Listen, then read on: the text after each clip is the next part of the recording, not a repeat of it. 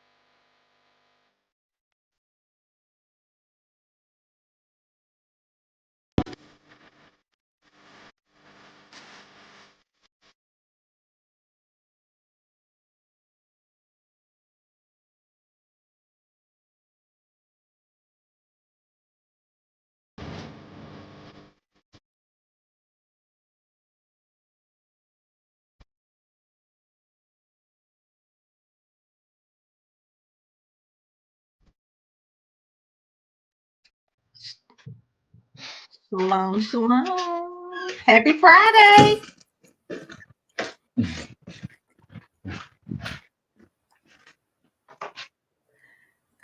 Greetings and welcome to Q2UA Friday discussions. I am your co-host this morning, Shar, here to have a family discussion. Welcome in, family. Welcome to the chat.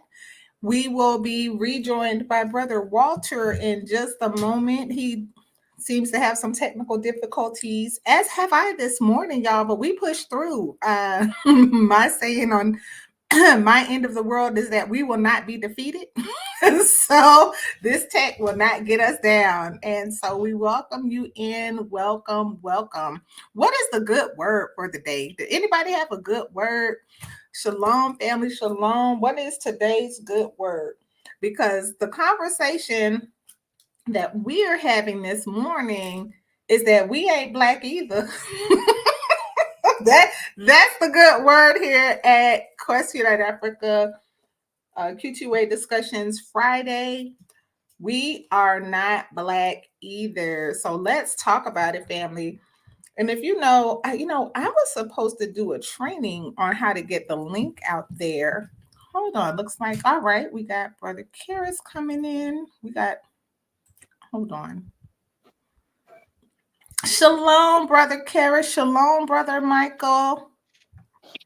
Shalom, shalom. Peace and blessings. Shalom, family. Neo-diplomacy lives to fight another day.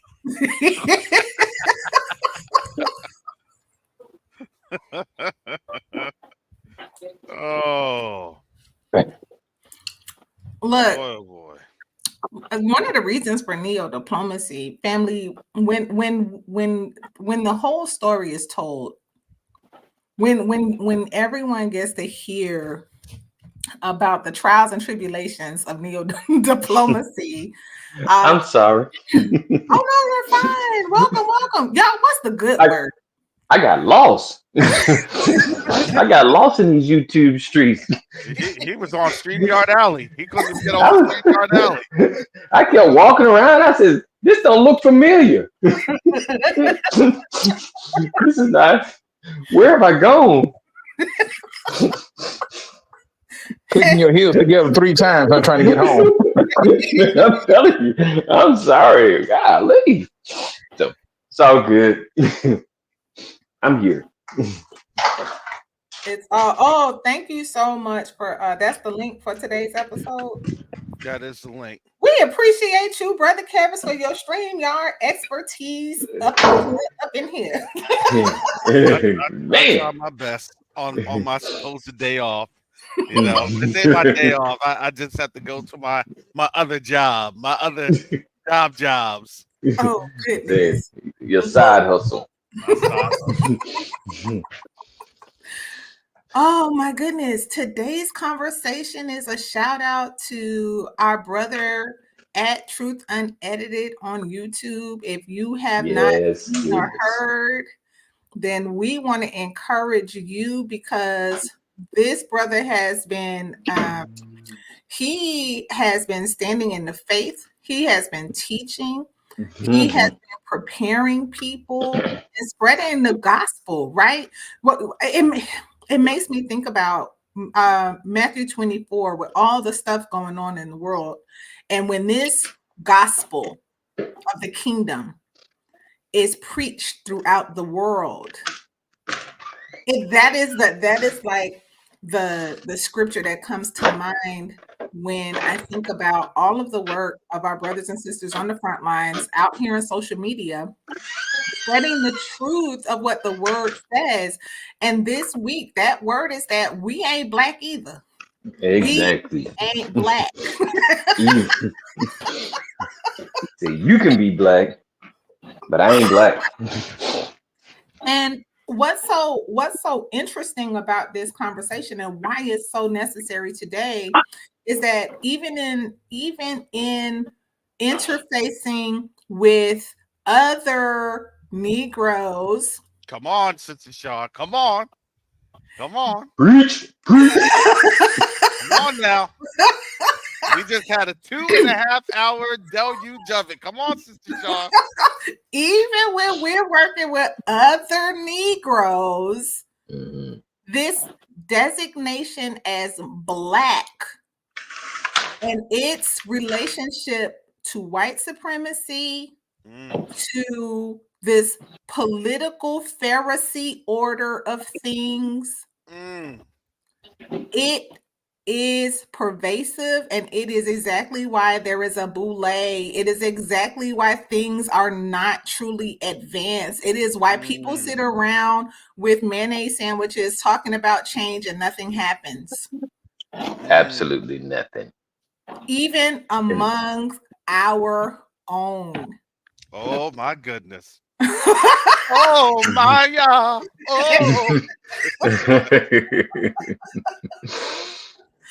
We ain't black either is our battle cry that we come in the name of Yah. We don't come in our own name. We don't need to have these systemic labels and this systematic way of pecking order, totem pole, getting your place. No, no, no, no, no. See, that's why they couldn't stand Yahusha. They couldn't stand exactly. Yahusha because how is this man teaching with so much authority out of the scriptures and he didn't attend our schools? He didn't attend our schools. Who is he? When you look and you see the conversations that the Pharisees were having about Yahusha, they were constantly asking, by whose authority does this man speak? See, Hmm. family, Yeah, Q2UA and neo diplomacy is about us understanding our authority because of Yah's name on us. And that is why we are casting off black, because that ain't our name. exactly. More so not that's not who we not. That's who we are not. Mm. You may look at us and be like, well, what color are you?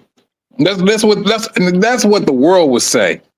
I'm looking at this person here, I'm looking at you, I'm looking at, and but they going by what the world has labeled us as. And we went, you know what? They went with it because we went with it. Yeah. Unknowingly, that is.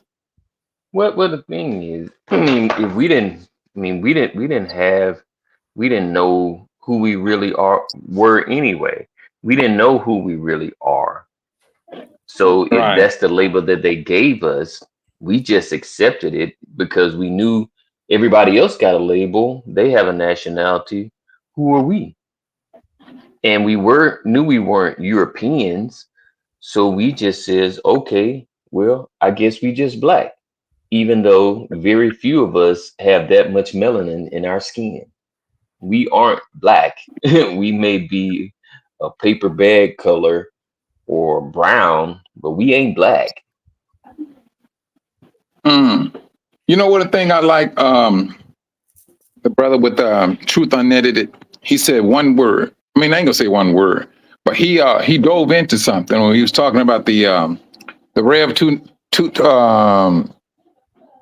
what is it, 39? 2939. Yeah, 2939. And it's all about them. But he went back to the scripture and said, no, it's not about them. This is about all of Israel. The world is only concentrating on those small section of people who say they are, but are not. But this, Exactly. this awakening, it was for all of Israel, and it's true. I mean, and it's going to take some people some time to get used to it, even within myself, to get away from black, because you go fill out an application or any type of hospital documentation, first thing they ask you, that's the only color that's on that application is black. Exactly. That's the only color. But Mike, that's only here recently, because they used to have Negro on there. Oh yeah, back in the day, yeah.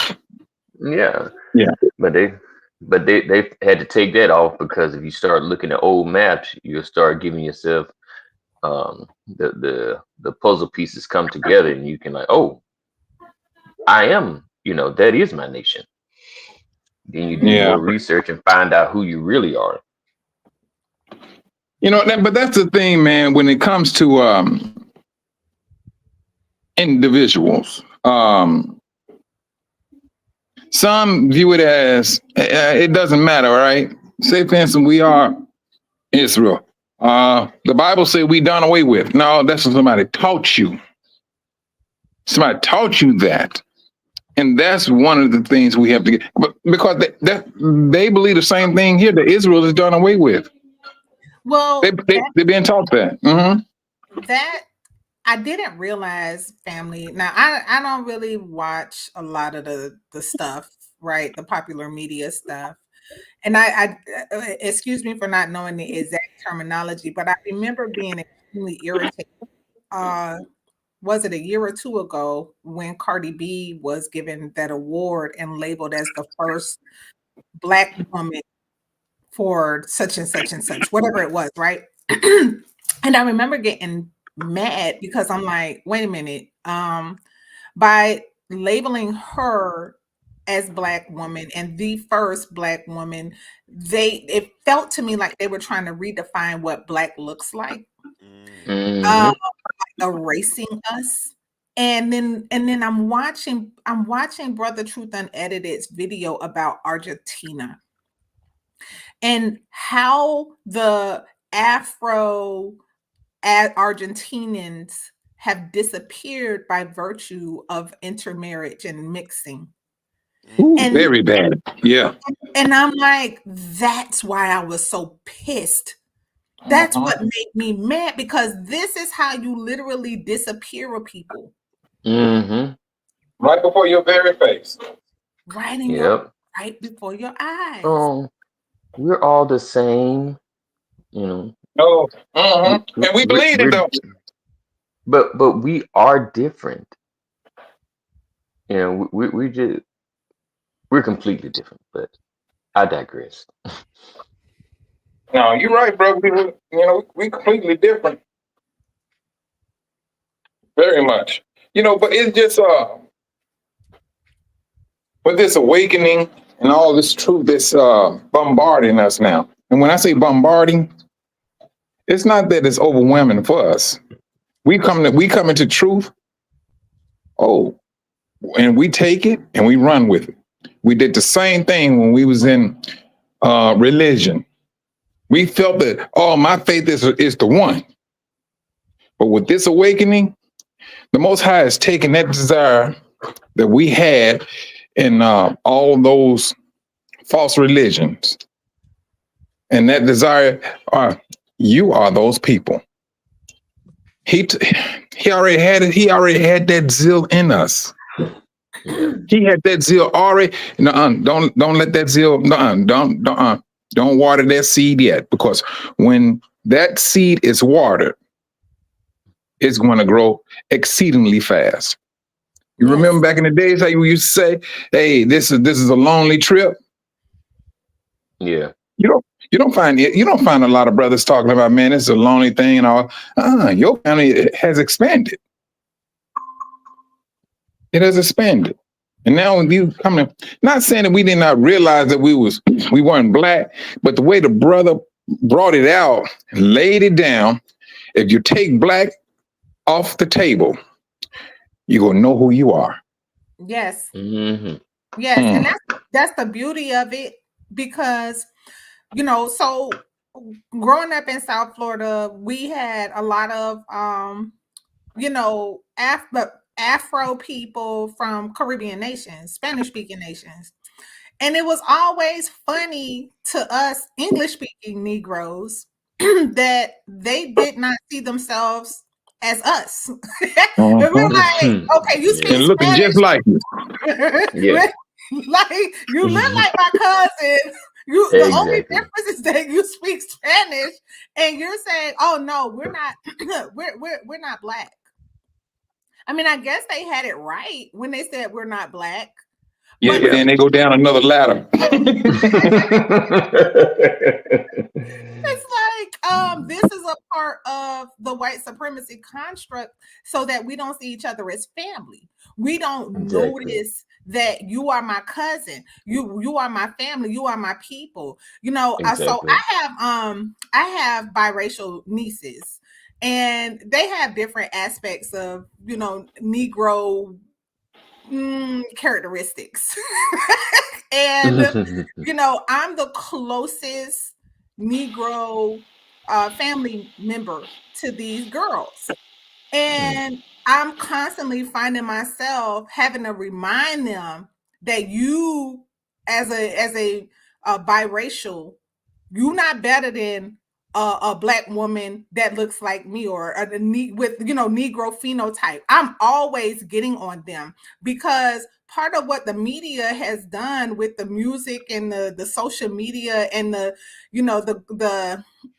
way that they have young men glorifying a certain phenotype Right. that doesn't look as Negro pure. I don't know what else to call it. They done boosted Call it like it is. they done boosted my niece's head up to think like they one up on. I bring them down to like, look. Like, That's the main reason for your beauty is the Negro. Don't get it twisted, and don't be acting different when we around your other family members. When we around your Cuban and your Mexican family, don't start acting like you don't know us. Exactly. Yeah. Yeah, that's the truth now. I mean, but you know what? There's some things. I mean, I don't get down with this brother when it comes down to the ancestry worship. Dr. Umar Johnson, but but there's a lot of truth that he be saying about the way our people think. Is don't nobody want to be on the losing team, and you know what I'm saying. And truthfully, it do appear that way. I mean, you and just like the brother, Truth Unedited, he went to the four corners of the earth, and every last one of us was near about living the same way. The same. He laid it down. So nobody want to be on that losing team. They want to come off of that team. If they got to put a perm in their hair, put some contacts on, and if they can fool somebody, they will try their best to do it. Yeah. I mean, but nobody want to lose. Right. So I mean, it's not that I'm saying that I'm trying to make an excuse for our people, but we all been in that boat. But now when you're starting to realize the Most High is waking you up, and you kind of find out you're the people in the Bible. Now, you can't go no higher than that. Please tell me what other, can you go any higher than that? Exactly. Can you be better than that? Can you be better than that? And you know what it is, y'all, because I know I got to look at it from a contract standpoint. When we buy into white supremacy, when we buy into light is better, white is better, when we accept that, we by virtue, just like the example in Argentina, we have consented to our own elimination. We have consented to no longer exist as us. We've agreed when we've said, yes, that's better. Yeah. Yes, in order for me to have a better life, I can no longer be me. In order for my children to have a better life, I'm going to have to bleach them out. Yeah. I'm going to have to marry up. Like even that term, it makes my skin crawl. Yeah. Because we've agreed to be destroyed. No, we didn't know no better. Oh, we did. Fortunately, and fortunately now, during this awakening, we are learning better. And so now for those people, after you've learned better and you don't do better, then hence lies a problem. True. Yeah. I mean, bruh, it's just like what you just said, Walt. When you come into that knowledge, and we all are going to be, are going to be put in that predicament to make a judgment call. When you realize that those scriptures are upon you, those scriptures are dedicated to you and your forefathers, and you come into a knowledge of that, and you come back and you backsliding, I'm gonna tell you something. That's a very dangerous position to be in, because you can end up just like Esau. You have a birthright, which is a privilege to come through that birthright. But now the discipline and all the trials and tribulation that comes with it, you got to go through it if you want to be up on that blood, that bloodline, that birthright. We got to go through it. But it's the aftermath of all of your troubles that the Most High is going to give you. Now, we're not on the losing team. It just appeared to be that way. That's all it did. It appeared that way. Even death can't even stop the Most High. So what's up? Yeah. He's the undefeated champion. Like, forget what you heard, because what do we know about Israel during the first Exodus? When Israel left as a mixed multitude. So, the same thing you did to try to destroy us actually returned us to the beginning. Like, it actually went full circle. We're multilingual. We all look different. You had us thinking that a color defined us. Like, you really jacked us up, in terms of looking at the color instead of looking at the curses. And this is why I really, really appreciated the way that the brother laid out his teachings, because it's taking color off the table. Exactly. Exactly. But that's what us to want to focus on. They want us to focus on our color and not our heritage and not our curses, because the scriptures say that's how we will come to know who we are, because these curses will be on my people forever. As a sign. As a sign. But he really got into those people though, because he was like, they're not the least of the nation. Matter of fact, they're the one who control the media, the movies, the music, the money. I mean, the money. So how do they feel? If you're the people of the book, or you that faithful tribe out of Israel. Okay. Yeah. But it's something else. I mean, but just to come into a grips that that you're not black, and now you're taking that color off the table, and so if you take that color off the table, then people go like, well, he said he's not black. So what is he then? In order to get people to thinking, like the brother did, he said, start with the word Negro and go back from that. Go back in history from that point going forward. Mm-hmm. And that's how he laid it down.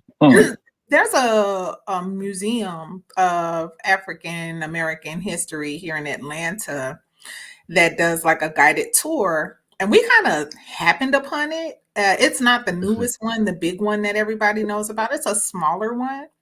And what I really, really appreciated about the museum because we were kind of tagging along. There was a school trip there, and the museum host began at this big display of a slave ship and was teaching these children. They tell you that your history began here, but it did not. And I loved that this is how this museum introduces our young people here to beginning to wonder, who were we before the ships? Exactly. So my Wow. father-in-law is a Gentile, right? Mhm. And he sent a gift here for my son several years ago. And it was a book. It was a Black history book. And when I opened that book and that book started with the slave ship, I went off. No, dog. Our history started back before then, but you know that's just what they want you to. They don't want to think that you had anything else. This is, you know, all of your people. Y'all just appeared on the ship, and it starts there. That's it. They framed our history at the ship. Yeah. And now we all are getting this invitation to look before the ship and to see that our family history, our ancestry is in the same book. Like, when you really think about how wicked this is, the same book you used to give us a Cesar Borgia version of our Messiah, and to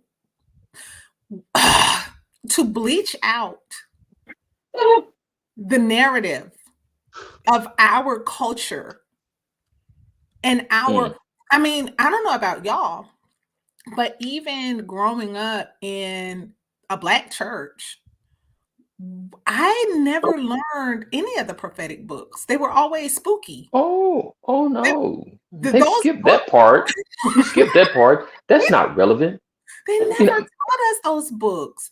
I I'm, think let me cut you off right.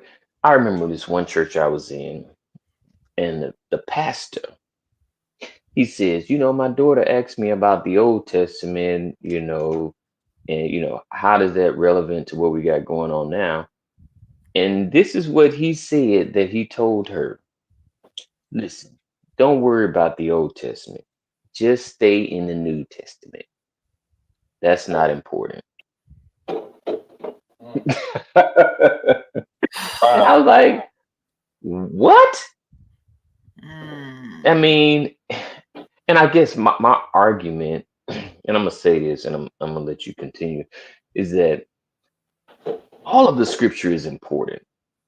Because if it wasn't important, the Most High wouldn't have asked, you know, guided people to pen it and put it in a book for us to read. So you can't cherry pick and say, well, you just worry about, you know, Caesar Borgia and don't worry about the history part. That's not important. so. That's the Black church. That's the Black church's role, right? And I'm very intentionally saying Black church because that's exactly what they gave us. They Yes. gave us a frame, a portion of our book with their taskmasters skillfully and willfully. Some of them, you know, I'm not going to say all of our men and women of the faith Right. knew. I'm not going to do that. Mhm. But when you Darby. think about where the Black preacher was given permission or required to teach our people while still enslaved, Yes. they were Obey your only master. allowed to teach certain things. Yeah. Be docile. And Be it has obedient. continued. It has continued in spookifying our book, Yes. not teaching it in its entirety. None of the Yes. book made sense until I awakened to understand that this was our heritage. Then you go back, you start reading it from the beginning to the end, and you're like, it makes sense now. Ain't nothing sweet. Exactly. So now I understand, why we are in the predicament that we're in. This sounds just like, us. We got the same stubbornness, stiff neck, the same poverty, the same sicknesses. This us.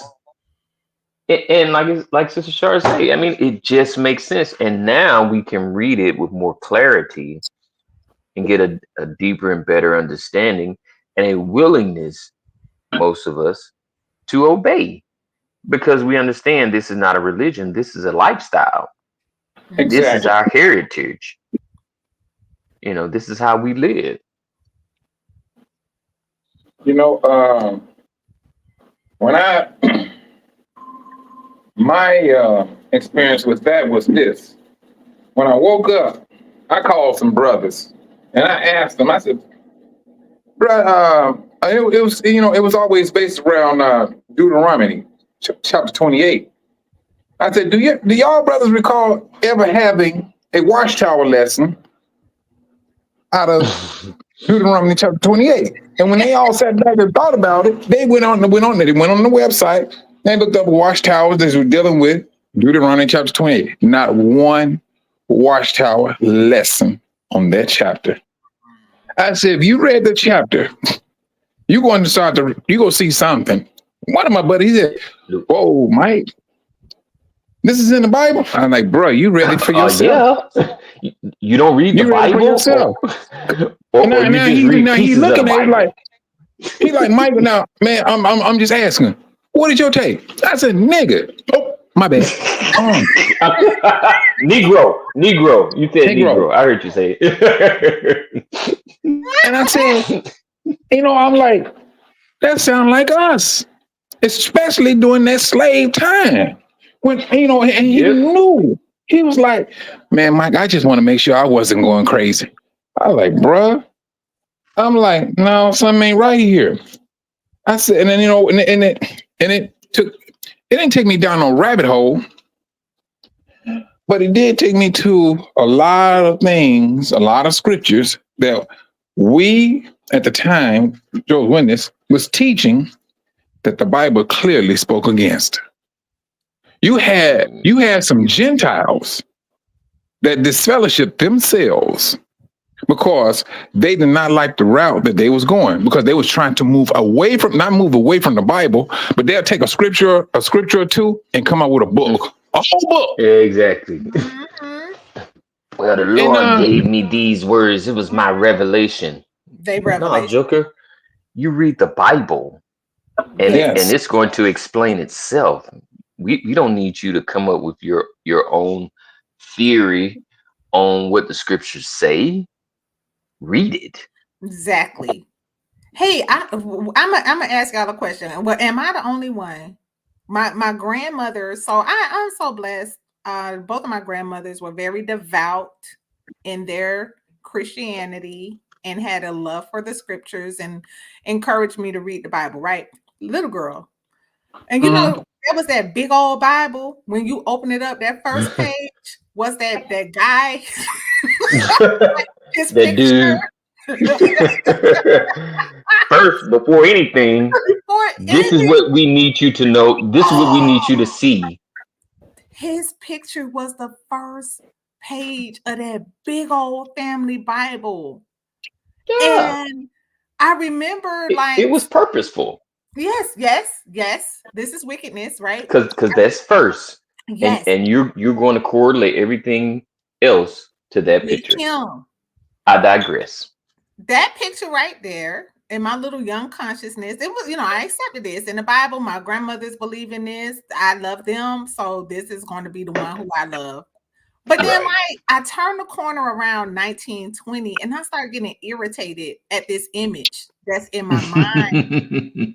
And I'm like, something off. Something just ain't right. Like, just really began to become frustrated with that can't be. Am I the only one that had that, like, the big Bible, the family Bible experience with that guy? Yeah, hey, that guy and those people, you know, those unmelanated people, pictures that kept us further away from our heritage. Yeah. Yeah. Even on the Sunday school lessons, they were all those Oh, images. yes.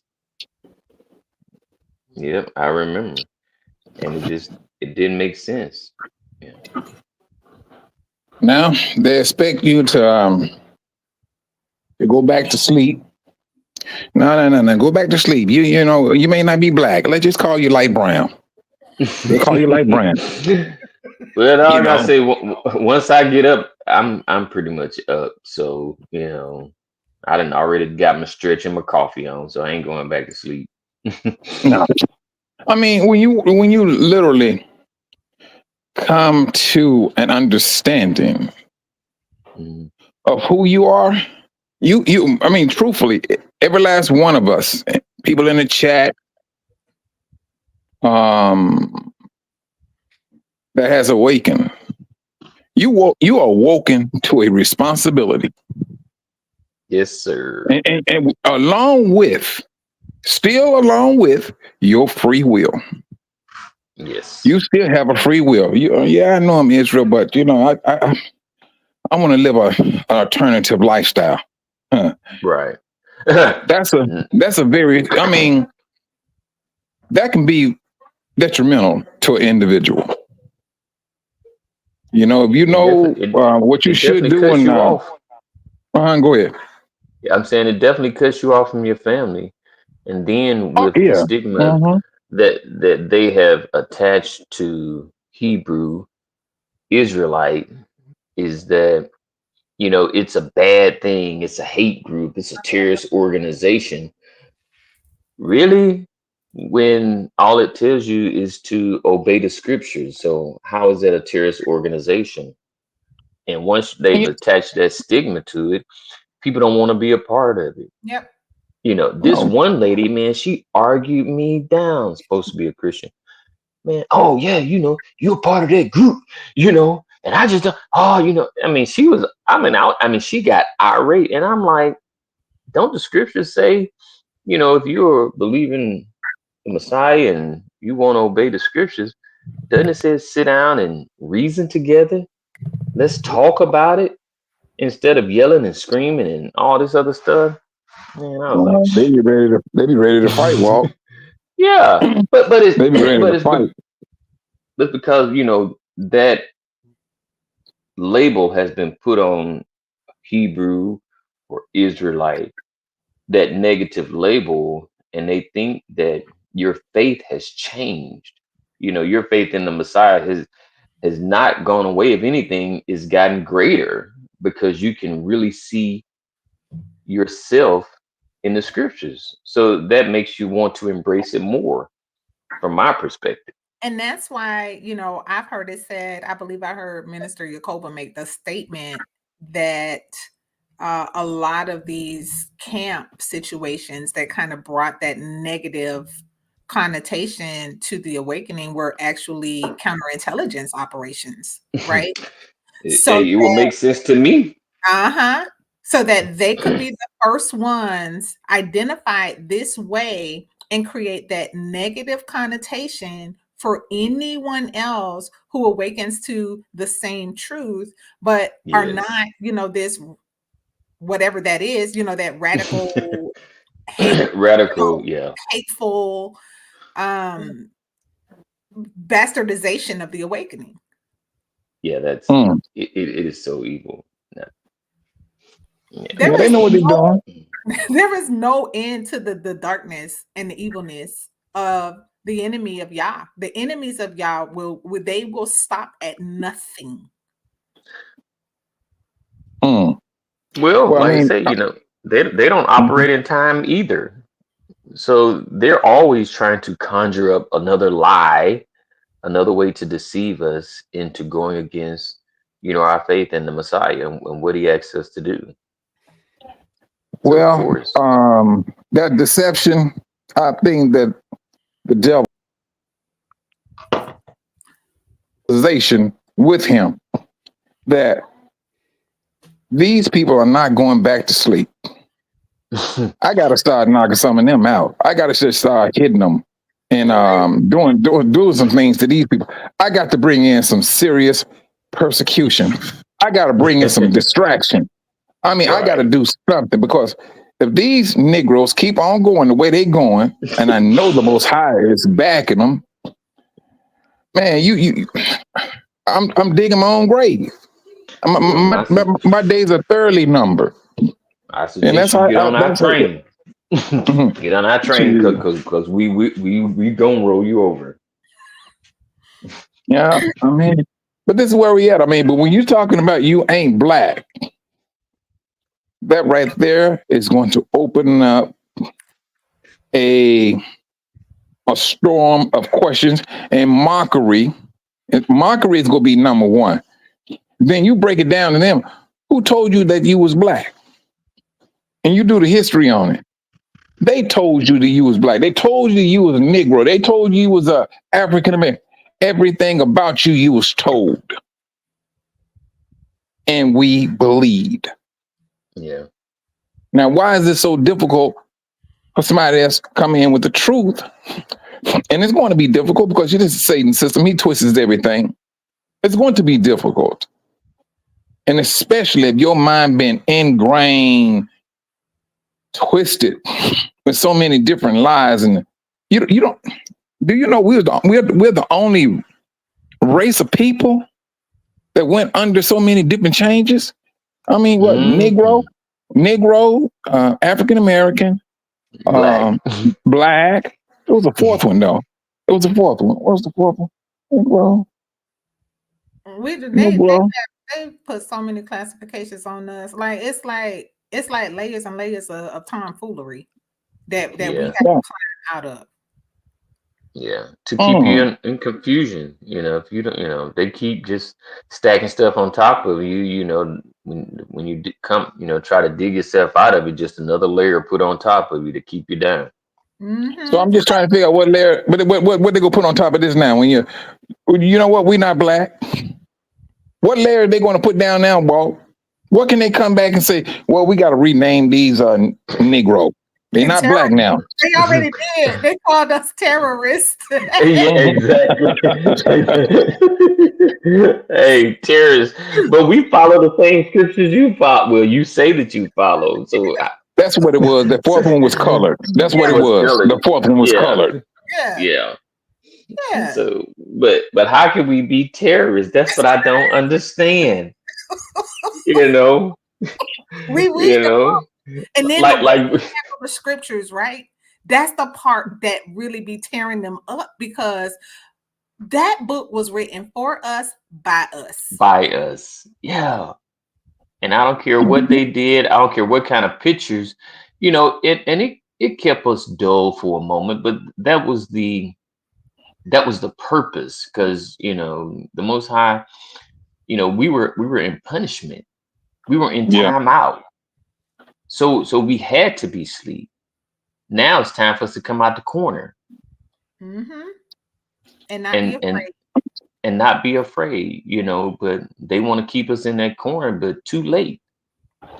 We know that we aren't supposed to be in the corner. We're just nervous. On how are y'all going to accept me? Are y'all going to accept me back into my classroom? Obviously not. So now we just have to chart our own path according to the scriptures. We do. And that's why removing the name placed upon us by our father's enemies is us embracing the name that our father placed upon us and operating under his name. And there's so much to that, y'all, that when we were removed from our culture, we lost the understanding of the power of a name. When your father's name is upon you, his authority is upon you.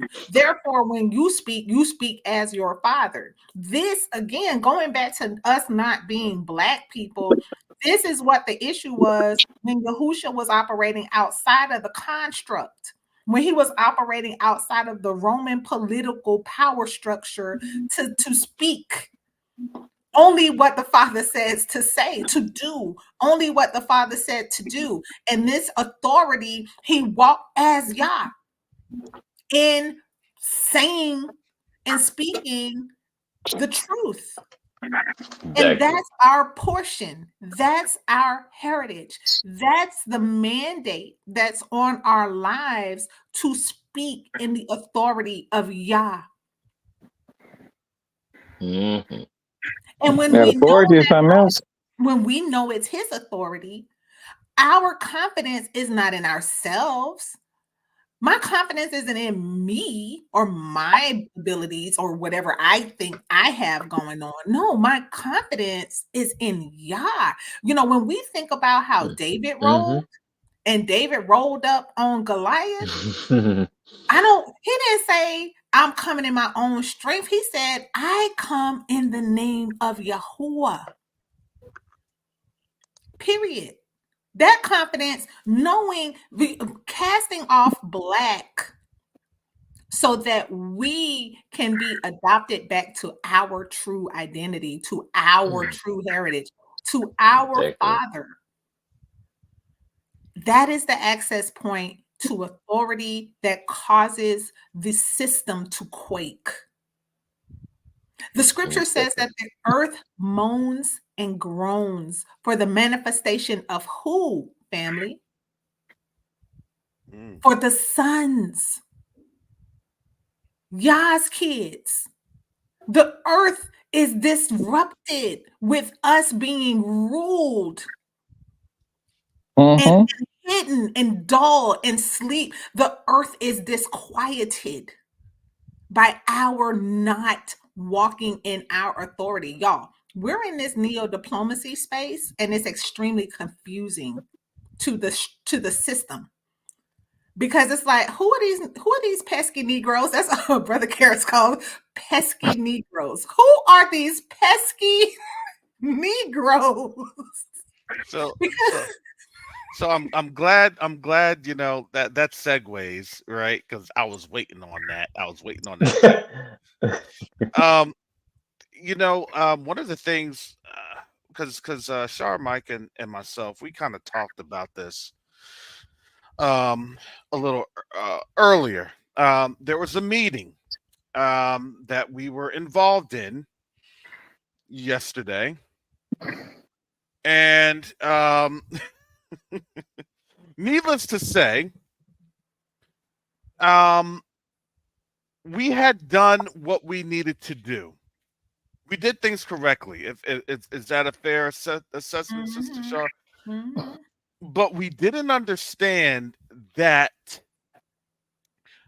we had been gatekept and gate kept in terms of how we were moving. And the way that we were moving was really so um, fast that there was really no um, it was hard for folks to truly understand how things were done because first things first, we get a phone call earlier this week. Hey, such and such is mad because the way that you did it, and this and that, and so I I was beginning to get discouraged, and I'm like, honestly, I'm really not that discouraged. Even the board knew, it's like, I could have been. I was like, I'm not. And I was telling this to Sister Shar. I said, no, I still give it only about a week or two. And Sister Shar said, nah, probably about a month or so. She was thinking 1 to 2 months. And I was, when you in your spirit, in my spirit, I was like, nah, it's gonna be a week or two. I said, because I saw this game. I've literally experienced this gamesmanship when I worked in these higher echelons of the military at the DoD level, literally at these international levels where people would be rebuffed about some of the most silliest things. And so I kind of had a relative peace about this, and when I went through, when we were going through the motions, there were some things that we had already engaged on. And as we had engaged, we were getting rebuffed as we were engaging. And we just couldn't really understand why. Until we moved to the next step of how we were moving, then, things started to align in terms of how we were being gatekept. So then yesterday we went to a movie. I got it, Brother Walt. Don't worry. I got this. So then yesterday we were in this meeting that was put together rather hastily because we were doing what we needed to do. And as a result, they did not have the answers that we already had. They didn't have the resources that we already had. They didn't have the materials that we already had. And we knew how the Most High had moved us into this position, but all they could try to do was delay us just a little bit. And the delay wasn't to imperil ourselves. No, it wasn't. To be honest, the delay was to be empowered in this process. Because who wants to do something when your whole aim is to literally just try to stun an organization's process? So the moral of the story is, the one that tries to dig the ditch, they literally fell into the ditch that they were trying to dig for us. And as they fell into the ditch, it was a masterful display of the ridiculousness that we have within the thought processes of this neocolonialization. Mm-hmm. So now what we were literally looking at was, and I had been saying this week on Friday when I first got on here this week at Covenant Awakenings, and even right now, it's not the fact that we ain't black. Yeah, we're not black. But guess what? We have to now act as we know who we are. Exactly. And when we know who we are, guess what? This is now a new neo-diplomatic effort. I'm telling you, no. When did this start, Sister Shaw? When did this start with this new neo-diplomatic effort? What day did it start? What date did it start? No. What day did that start in terms of like how this thing really kicked off and really jumped off? Wasn't it last week? Yeah, last Friday. The Friday after. The snake reared his head last week, right? No. When we came through together and we were thinking in terms of this neo-diplomatic front, and then there was legalism. Oh yeah. Yeah. That literally had Sister Shar on a. That's right. I'm still in the rabbit hole, family. I'm still in the rabbit hole. That was last Friday. That was a week ago. What are y'all talking about? Y'all talking all over my head. Brother Mike, remember I told you when I called you Saturday, and I had to tell you because y'all brother might be pulling rank. So Man. I had to call him here, Brother Mike, a field report. She wrong. You wrong. I ain't pulling rank. Hey, just call it like it is, bro, Mike. You see, he was just getting ready to pull rank when he talking about we talking over his head. No, Brother Mike, that's exactly why I called you on Saturday to tell you about the conversation on Friday. Oh yeah, I remember that one. I got on that phone. I called Karis real quick. Cause you wasn't finna pull rank on me again. No. I learned when Uncle Mike come through throwing bows, y'all better recognize. No. Rank in a minute. No, I don't let Sister Shaw tell you all that now. Don't believe that. I sit back off I'm in the back seat, matter of fact. I'm in the back seat. and ask him, am I lying on that? The family. Here's the thing. I posted Daniel 2:45. We're not black people. We're the stone cut out of the mountain. Mm-hmm. We Exactly. are the stone cut out of the mountain without hands. We're not a part of the construct. We reject the system's definition of who we are because it was not by man's hands. It was not by man's work. It was not through their politics. It was not through their system. It was not through their Greek organizations and all of their layers of hierarchy that we were cut out of the mountain as the stone. That is who we are. Mm. You don't want to get hit with that rock. No, you don't want to get hit with that rock. But I mean, sis, you know, and like what Karis was saying, and with this awakening, and this one thing I would say, you can recognize Israel because you go have brothers and sisters elbowing one another for positions. They want to figure out who the greatest, who's working for who's over who. And that stuff it still happens right down to this very day. Yahushua had to deal with that when his 12 disciples. Yep. His 12. Yep. He had to deal with the same thing. Ooh, when I say the apple did not fall the apple fell right on top of us, in our lap. Matter of fact, in our hand. Because when you think about the system, right? The system is based on who's better than who. So what did Yahushua turn around and say? He said, oh, you want to know who the greatest of you is? The one who's going to get on their knees and serve and wash your feet. That's the greatest among you. Why? Because he was teaching against this man-made system. So when Daniel 2:45 talks about the stone being cut out of the mountain without hands, the hands represents what man made. Man made a construct that certain people are better than other people. They did it along the lines of your skin color, your pedigree.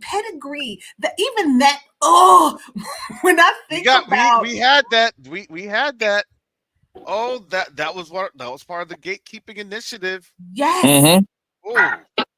What is your pedigree? I had a girlfriend. We grew up in Miami together, and she moved out to DC. And the Most High gave her this idea that it was mind blowing. She actually created a little movement in DC several years back. And it gained a lot of attention. She even was named in Forbes magazine because she got the attention of the system with this idea, right? And when people in the DC power, society, other Hebrews wanted to find out who was this woman out of DC making for the Forbes list, the first question was, who are her people? How did she accomplish this without us knowing who she is? Exactly.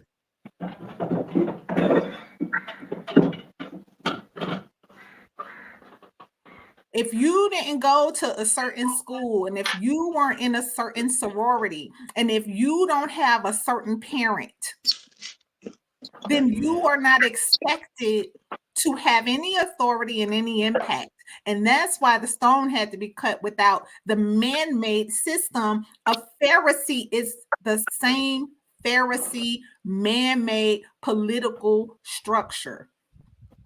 The Pharisees had direct access to the Roman system of criminal justice to have Yahushua murdered for a crime he did not commit.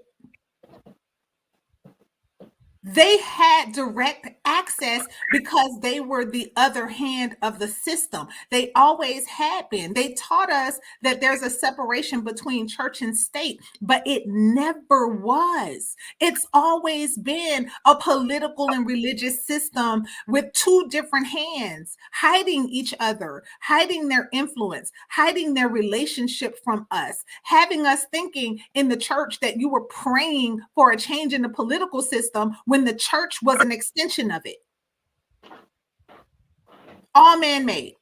When you read the histories of this country, all of the colonial governments had religious division and aspects of them. You had the Anglicans, the Protestants, the Quakers. They were all political factions fighting through the legal system and the church hierarchy. They're one in the same, a man-made system of control.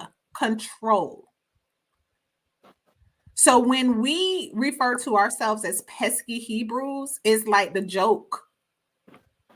Because equipped with the truth, what are we going to do?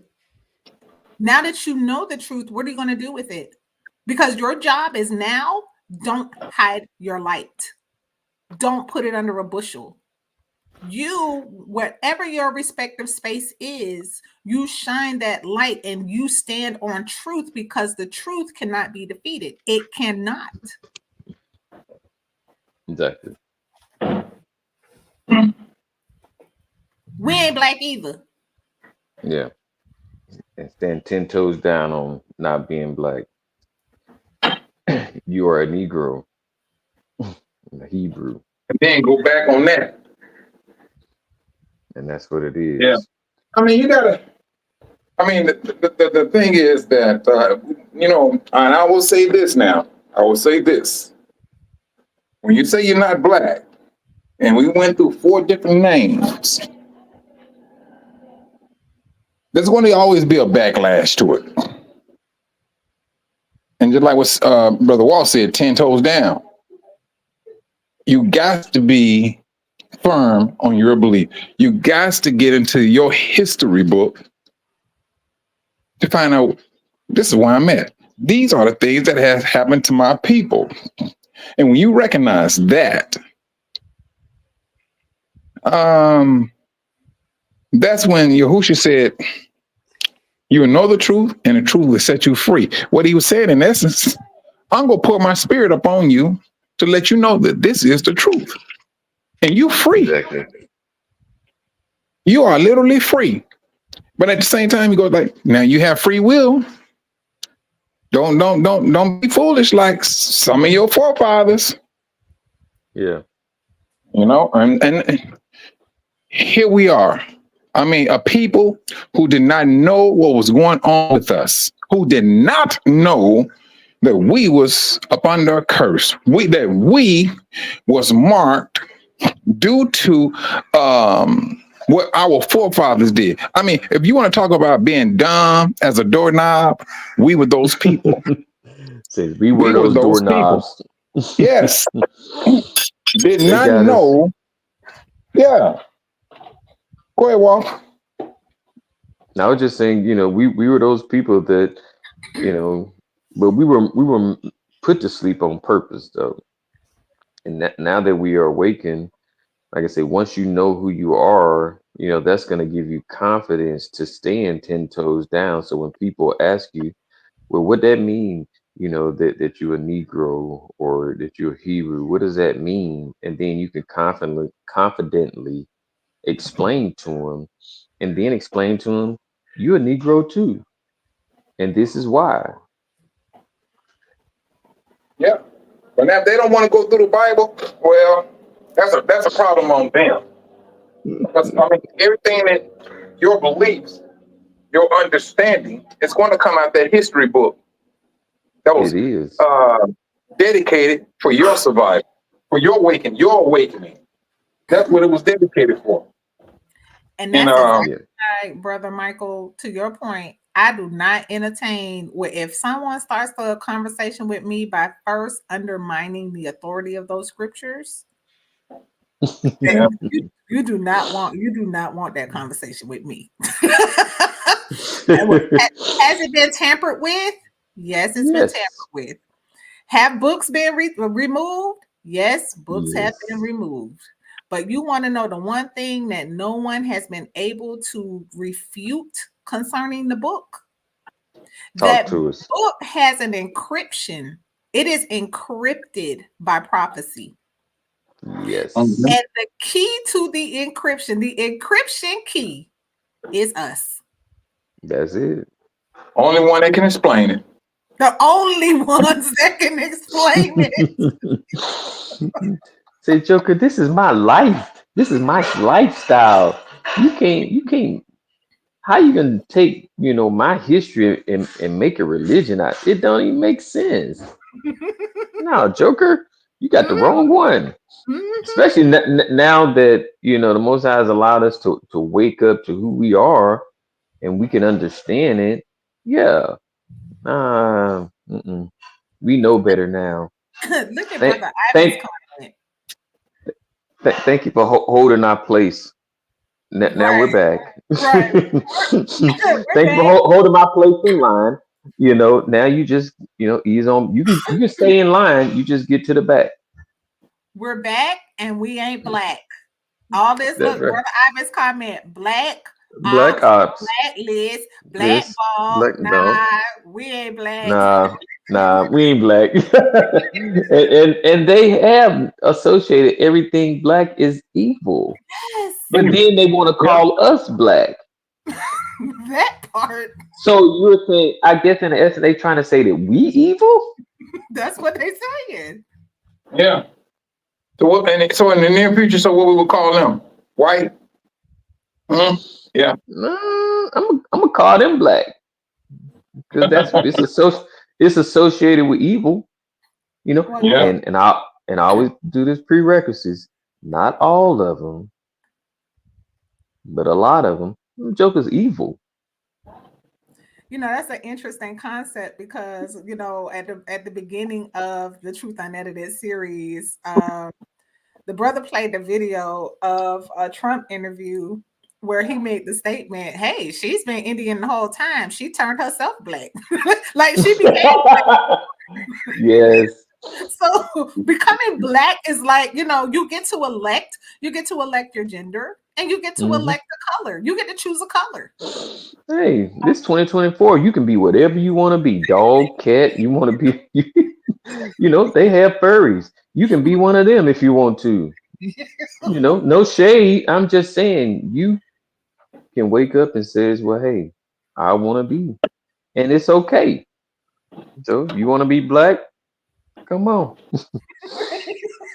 We're gonna call 9 Hebrews black. We don't care what you look like, because it ain't about color no way. It's not about color. It's all about them. It's all about our history and our relationship. But yeah. So yeah, that's what we'll do. Who was that? Was this? I don't know who this guy was, but he had recently said he identified as black. I saw that. Yeah, he says I identify as black too. Yeah, I remember seeing that. And we all got up in arms, right? But look, distancing ourselves from black is long overdue at this point. That ain't ours. It don't belong to us. Yeah. That ain't ours. We don't have no claims to that. Yeah, we're not black.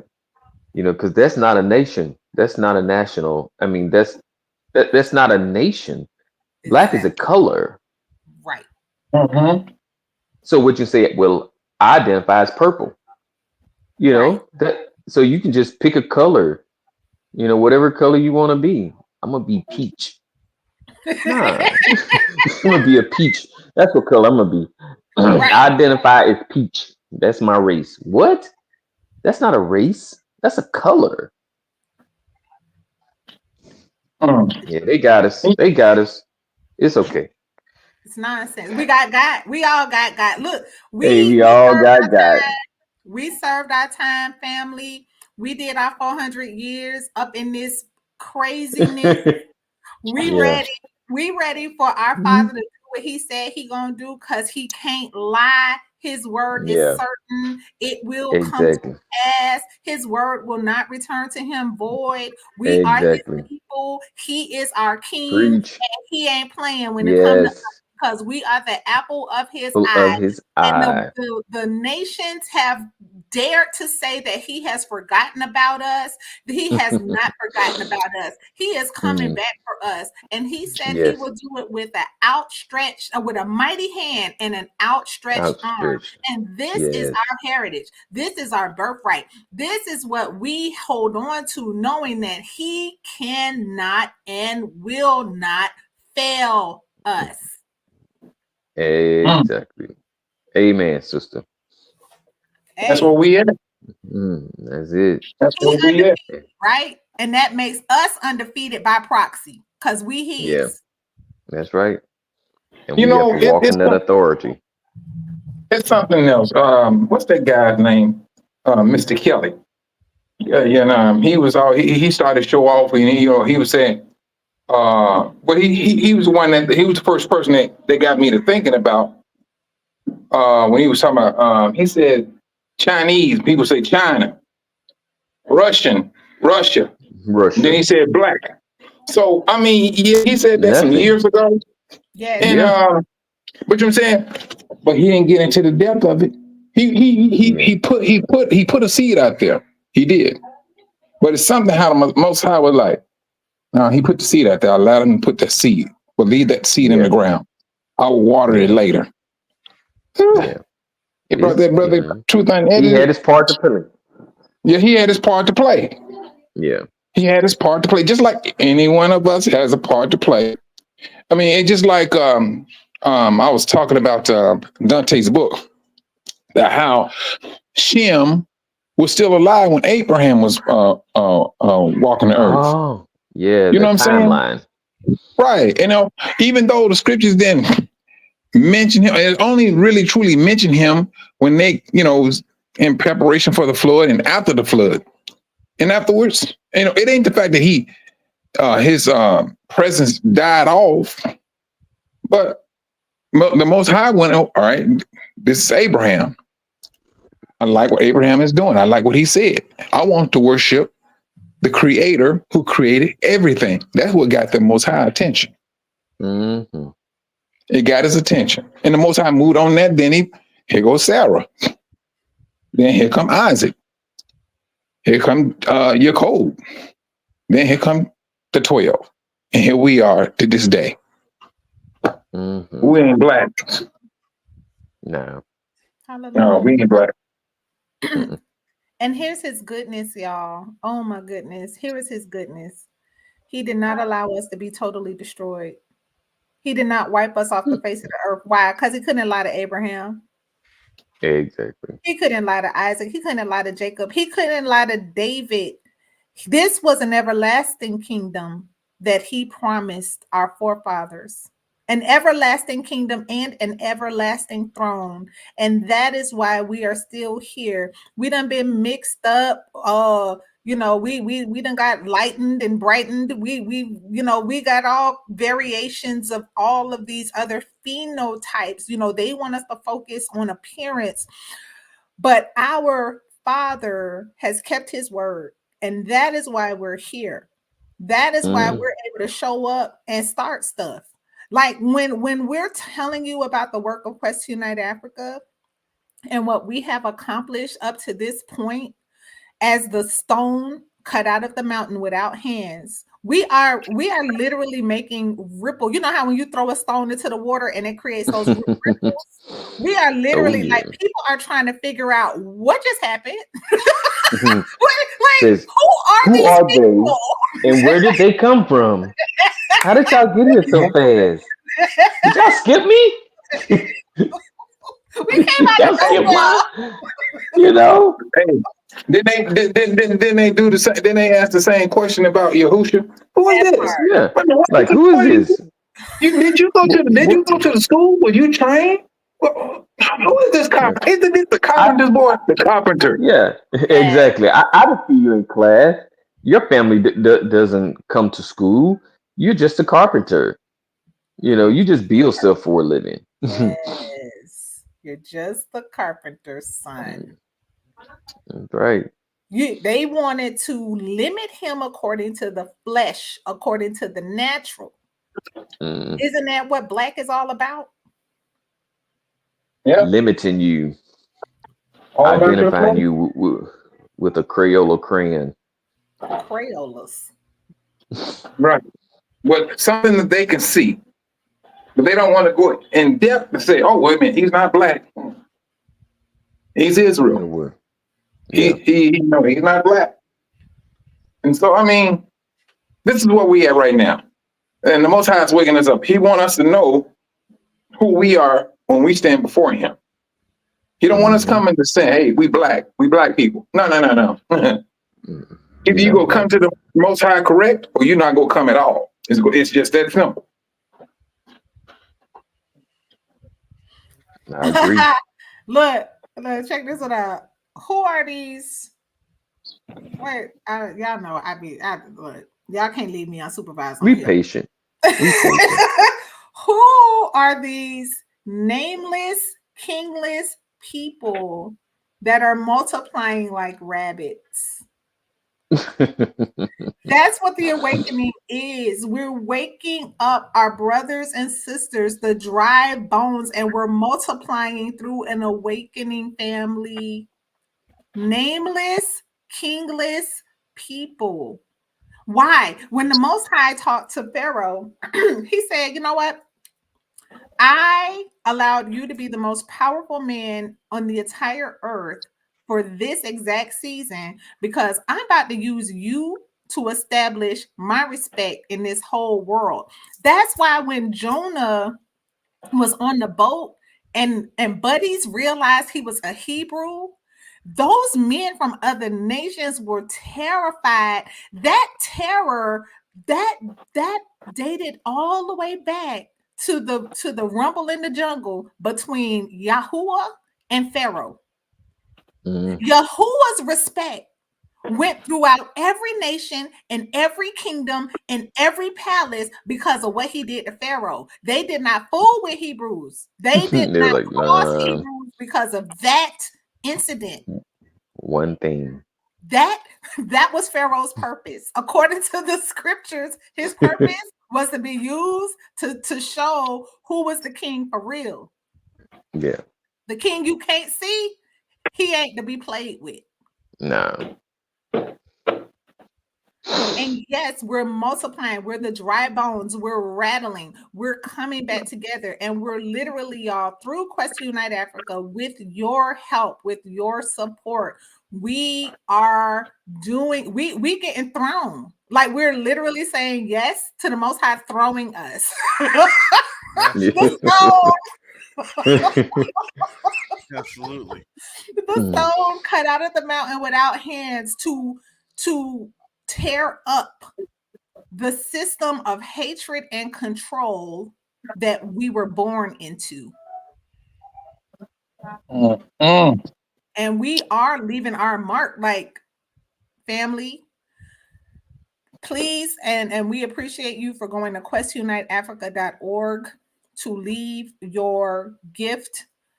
This gift and your support, your financial support, is very needed in this season as we're continuing to have the audacity to show up in powerful spaces and people saying, who are you? And being compelled by us coming with Yah's idea, Yah's plan, and a demonstration of our love for our Father by our love for his people. And we are making inroads. We are making impact, and people are they're really like shaking their head trying to figure out what just happened. Well, the craziest thing is we're making such an impact that we have to literally move around gatekeepers. That's how that goes, family. So when we come on up here and we say, look, this is one of those things, we're not saying this in vain. We're not saying this because, we need this here, we need that there. No. Understand, family, we're in front of very, very high level officials. High level officials. And as we are beginning to really work together, we have a lot of our people working against us. Mm-hmm. Yep. That's the God's honest truth.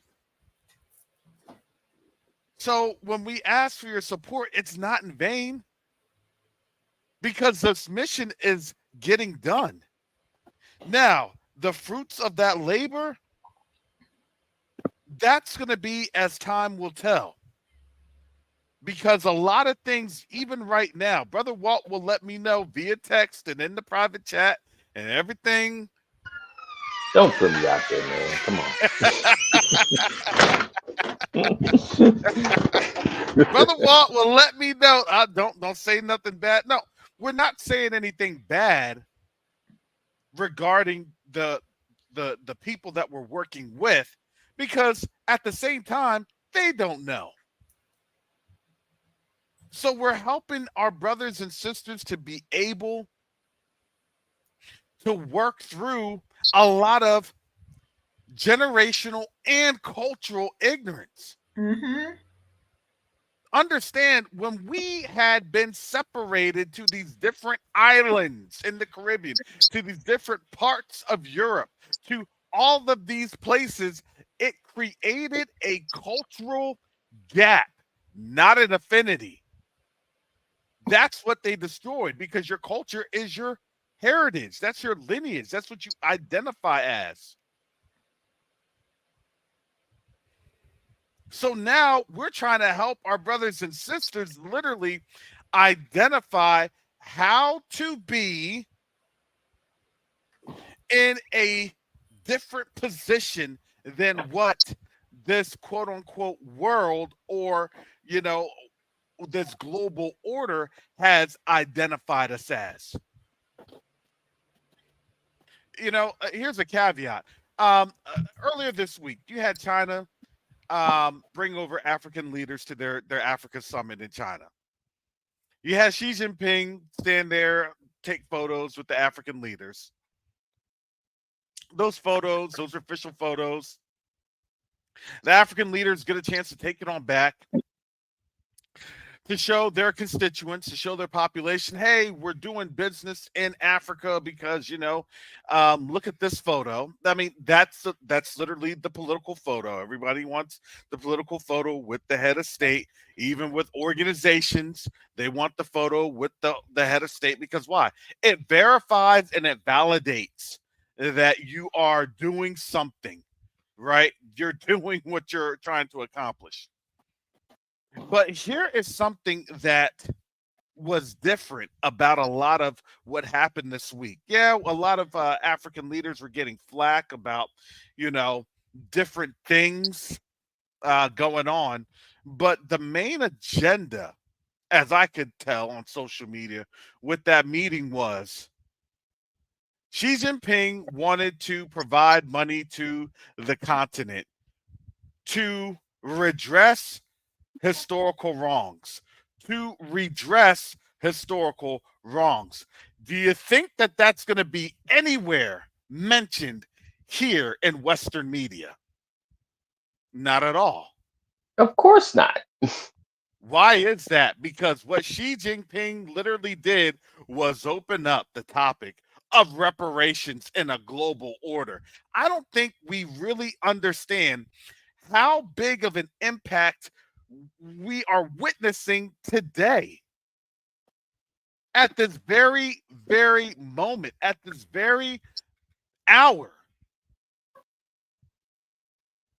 So you had China bringing over African leaders to open the door. I mean, technically speaking, he could have done that at the AU, the African Union. I think that would have been Yeah. a bit of a better optic. Hey, let me summon, my satraps, right? My officials, my governors. That kind of had me at a Daniel chapter 2 moment. Right. You know what I'm saying? It would have been better if he had just gotten on the plane and headed on over to the African Union, to be honest. But maybe he was reading a room that that would have been more effective to bring folks on over there and plan whatever they're gonna plan. Those are stories for we'll figure that on out. Exactly. It'll come out toward the end. Exactly. On the wash. But what that means is, let me tell you, we have a global effect. Don't think that we're not sitting here and we don't matter. Yes, we matter considerably. This mission matters considerably. They're not going to tell you how successful you are. They're not going to tell you how successful we are. If somebody is getting beat up and punched in the face and getting their teeth stomped out of them, they're not going to say, choking on their blood and their teeth in the back of their throat, "You're doing a great job of kicking my behind." Nah, That's not going to happen. no sir. That's not going to happen. So how do you find out that you're doing a good job? Sometimes you find out by what the media is saying and what is being published. It's like that, family. Absolutely, it's like that. You find out about what Nigeria is trying to do with security alliances. Well, because first you got to have security before you start to say, you know what, I'm done with Swift. Don't I'm out. overthink that. Don't Don't overthink that. overthink. Don't overthink that. You security and You don't know yeah, who's listening. You don't know who's listening. You don't know who's listening, Brother Wall. You never know who's listening in I'm just on saying those Never things. you're know. overthinking that. You never know who's listening in on these things, Never trying to get us in trouble. know. And you have put don't even bad talk them. And look, oh my goodness. Oh my Family, goodness. can I just share how hilarious the Most High is? Like the Most High is funny. He's really, really funny. Yes, Like he is. when you think about like Questionnaire Africa was organized from a social media channel Mm-hmm. with a community of people gathered around this truth Misfits. and a character who had us laughing. That guy right there. That guy right there. That guy right there. Had Yeah. us The orange man. Orange man. The orange man.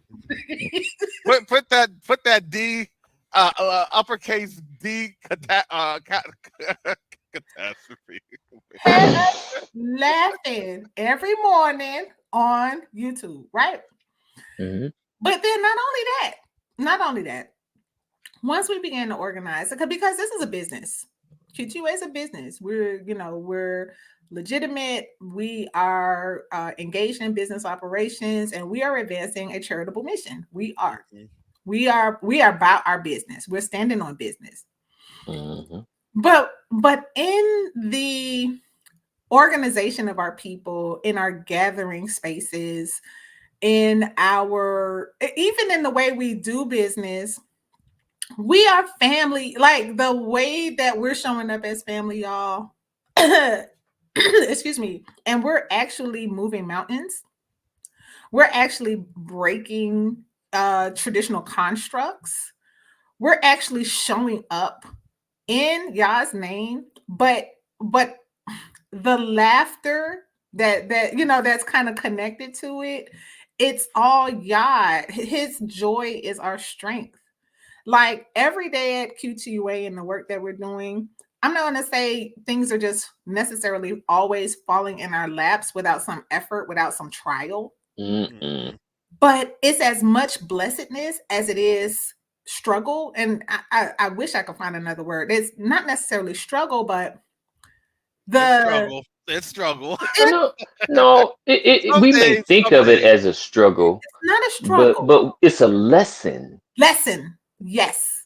We are Trial. learning. Trial, Trial. man. Yeah, Yes. Yeah, trials and exactly. It's not a struggle. It is a lesson that the Most High is teaching us how to, first of all, rely on Him completely above all else. And then He's teaching us how to deal with our brothers and sisters and our cousins and nieces and nephews. Yes. It's lessons. It, you know what? Thank you for that word, because what we've been taught in our programming and in this system, we've been taught that you kind of like you want to get things, and those things are the source of your happiness. And everyone's striving for a life without anything bad happening, or what we call bad. Right. But what we understand when we look at the pattern of the scripture, those lessons or those trials are what actually brings us closer in fellowship to Yah. And that is what he uses to develop his character in us. Mhm. And Yes. so every step of this mission, we have the blessing and then the lesson, and then the Yep. lesson, and then the And then the blessing, blessing. and then And then the What is lesson, it and called? then What the is it called, lesson, brother? and What then is the it called? lesson, and then the lesson. Brother Oh, Walt, then what the is it called? blessing. What is this thing called, brother Walt? In your word, what is this called, brother Walt? In your word, What- the What's pattern. that? The pattern. It's a pattern, pattern. pattern, It's not a pattern. It's a pattern. pattern. Okay. Because the pattern is just running and It's, rerunning, so it's pattern. it's a pattern. But once we learn, the pattern or the pattern of how Yah is teaching us, then we won't become, we don't get as frustrated as we did initially Hmm. when things more so didn't go our way, or we didn't understand why certain things were happening. But now we see the pattern of how Yah is taking us through these different stages of relationship building. Now we can embrace it, and we're excited. Well, some of us are excited when there's a new lesson that the Most High is teaching us or Yes, allowing us to learn, which in turn makes us better. And every week, I have noticed as a pattern, there's good news, there's great news, and then there's bad news. There's yes, good news, there's great news, and then there's bad news. But in these times, we are learning, and the Most High is allowing us to listen to Him with new ideas and witty inventions that He's dropping in our spirit to put us in a better position. Hmm. So when an opportunity presents itself, we're ready. We are learning, and the opportunities are coming. But we have to be ready when that door opens. We don't just sit at the door and stand there and look. We get ready. We preparing. We're learning and talking about different things and seeing how we can be better. And so when that door opens, they like, man, how did y'all know that? We prepare. We don't yeah, just sit here, waiting on the door to open. There's stuff that we can do. yep, every time. And brother Walt, I'm sorry, I this is the perfect opportunity for us to tag team on Karis. When you said Okay, I'm ready. when you He's said always up for that. He's always up for that. Man, When I'm we get back, always ready. oh, I stay ready. Oh, Hey, brother Terrence, yeah. but and I'm gonna say this, then I'm gonna let you go, Sister Sharp. I'm not. I don't ride you hard because I Oh, I don't know. like you. I love you, and I want you to win. And that is a desire that I have. So yes, I mean, I do ride you, you know, and it may seem, but it's all out of love, and I want you to know that. Now you know it publicly. Thank you, brother. I appreciate it. It's okay. Ah, See, there we cut the go. That's commercial. what Cut the that. Hey, commercial. Cut the hey, commercial. hey. That's why I don't give compliments. Right there. Cut the commercial. Hey y'all. Brother Walt, Brother Walt is relentless when it comes to that uncle, that uncle role that he shows up in, and passing on these life lessons, the lessons that he's learned. And so when he was talking about the pattern, it is blessing and lesson and blessing and lesson, and sometimes it's lesson and lesson and lesson. Yep. Yeah. Lesson after lesson after lesson. Where's that blessing coming? What that Blessing for a while. It's like I'm on repeat. Y'all, if this ain't evidence of who we are from the book, that we ain't black and we Hebrews, we stiff neck old family. We are a stiff neck people. We stubborn, or how some of our people say stubborn. Stubborn. Mhm. We stubborn, but you know what? Then the blessing comes, and here's one of the blessings after a lesson and lesson and a lesson. Brother Karis, with the help of our community, has been given the honor of an Amazon best-selling new release. Yeah, number one new release. Number one. In African politics. In Africa. Oh, Hey, he is our leader. Yes. Yep. Hallelujah. That's the Most High. Hallelujah. He released Exactly. this blessing after a lesson pattern. Exactly. Exactly. And not only that, but he also gave us a witness that this was his hand moving, because in the same day that he released this blessing, he showed us exactly how he was using Q2UA in the exact same African politics lane. Mm-hmm. Yep. We didn't orchestrate that, family. You can't do it. That was Yeah. That was literally, hey, This isn't gonna be just something that, you think that you're just going to pigeon toe around. Absolutely not. This was something that the Most High literally had us working in that. And it's hard when you have to strategically engage. You want to engage. I wanted to engage in that meeting yesterday. I wanted to, bring some things in. I truly did. But I also had to understand, now I can't bring it in. I have to be on guard to let folks go to their conclusion, so then I can be heard when I'm providing the solution. Exactly. You know what the picture is, Brother Karis, that came in my mind? Remember in The Matrix when Neo was being invited to wake up and Morpheus kind of tapped in and started giving him some instructions to duck and dodge the agents? Exactly.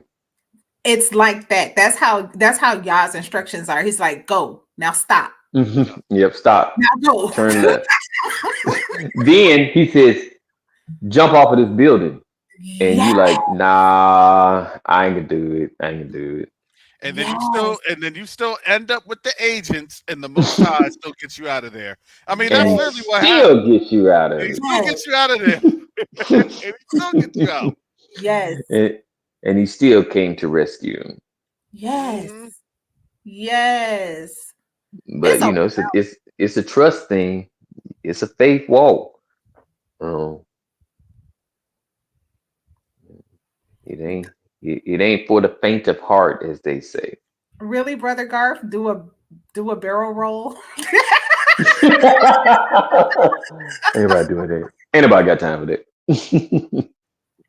Y'all, the Most High is allowing this same, the same exact culture that we have, how we talk to each other, how we regard one another, how we get on each other. Sometimes these are hard conversations, and we have to back in Miami we used to call it walla. Sometimes we got to walla. While in your mess for a minute. Hey, But hey, they say it in Alabama too. they say it in Alabama. Sometimes we got to walla. You got to while in your mess, get it all over you first of all, and then allow y'all to clean you up. Yes. Yes.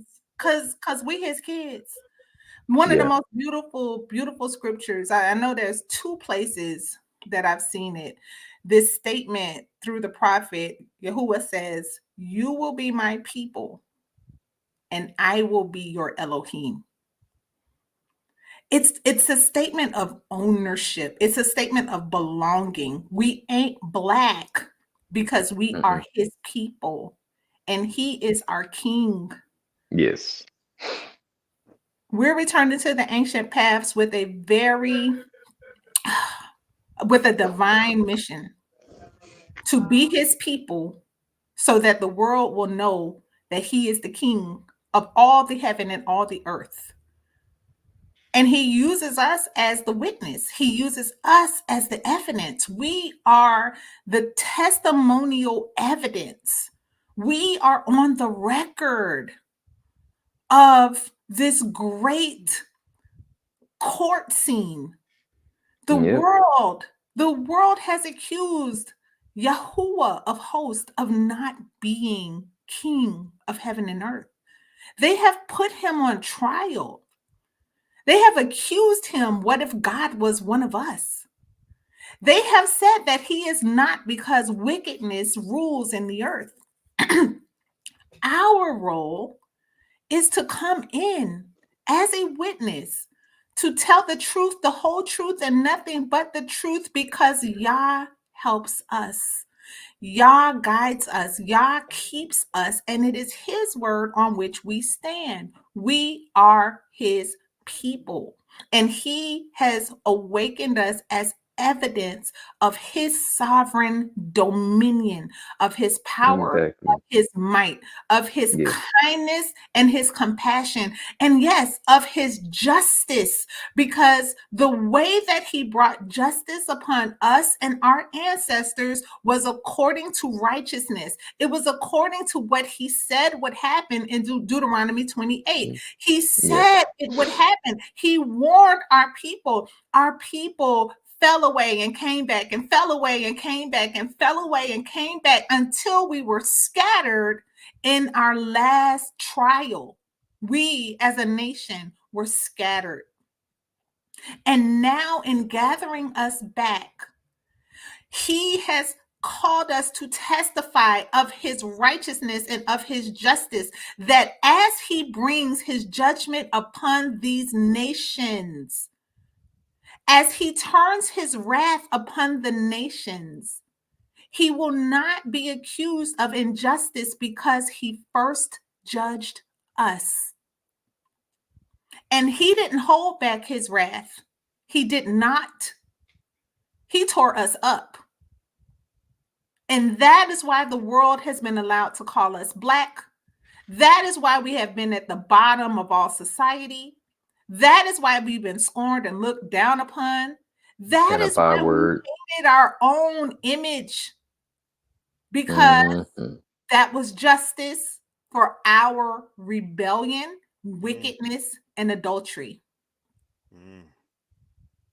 And now, Mm-hmm. as the tables turn and as the scales of justice shift, And his compassion is upon us, and his wrath upon the kings of this earth. He will not be declared an unjust king. Nope. Mm. I'm gonna give a bro mic grunt. Mm. That's absolutely the truth. It is absolutely the truth. And as part of being able to communicate with one another, I'm telling you, this is kind of that theme, right? This is the theme right now. Neo diplomacy is the new currency. Yes. Yep. Neo diplomacy is the new currency. And let me tell you, I witnessed that firsthand yesterday. And there were opportunities that were missed in that meeting because if you aren't able to train your people to have a common understanding of different elements that we go through and we're unaware of, then you are going to miss out on certain endeavors. A lot of endeavors. Mhm. In the military, we had to train. In the military, we had workshops, we had courses. In the military, we had to do things in a workshop, lecture, forum environment. So we can then be able to grasp the environment of what we were getting ready to head into, so we would not be disoriented when we see this environment and how it relates to us. Yesterday, where we were at, Sister Shar and I, we talked about it. They had no clue because they did not have any understanding. And when you don't have those necessary tools, you get exposed. Mhm. Here's an awesome opportunity, family. It's limited seating. So for those that are in Atlanta or the surrounding area, on September 20th from 10 a.m. to 3 p.m. Eastern Standard Time, it's in Atlanta, Sister Shar and I will be hosting the Art of Diplomacy workshop. I'm telling you, family, this is the course you're going to need to be able to succeed. And all I can say in this anecdote is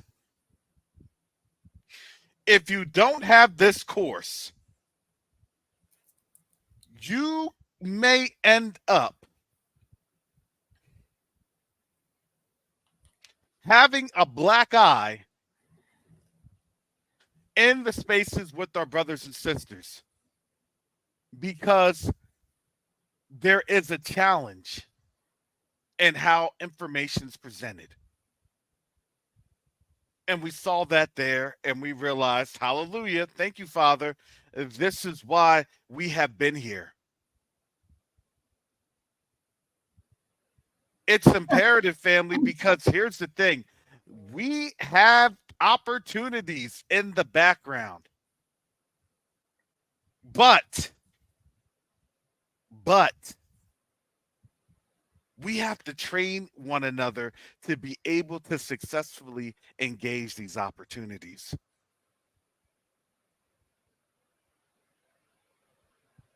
We believe that we will give you the tools to be able to understand, operate, and strategize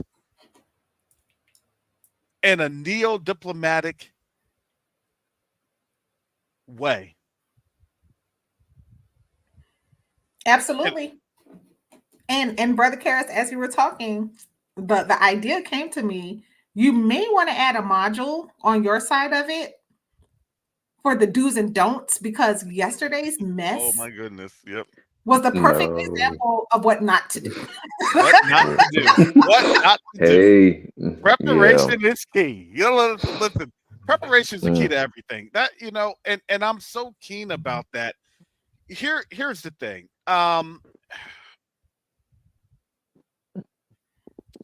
There was a presentation that I had created a couple months ago.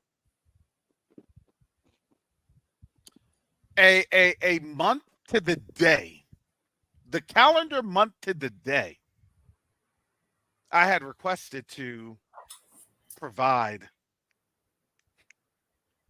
that presentation. It got shot down. I had restated this presentation at least 5 or 6 times to at least 2 or 3 groups.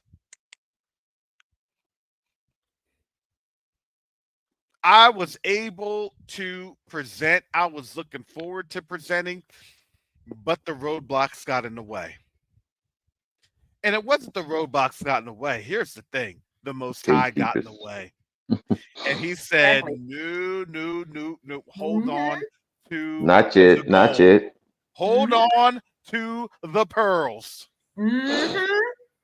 And That I part. thank the Most High that he had me hold on to the pearls, Mhm. because what ended up happening was that yesterday it was a when is this brother gonna chime in?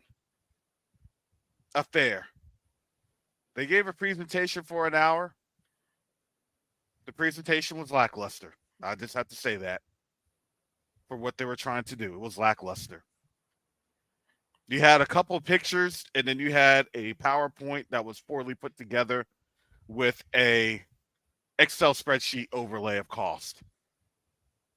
And that was the extent of the presentation. In my military and civilian careers, with working for over 25, almost 30 years of my life, I've never seen something so horribly and raggedly put together.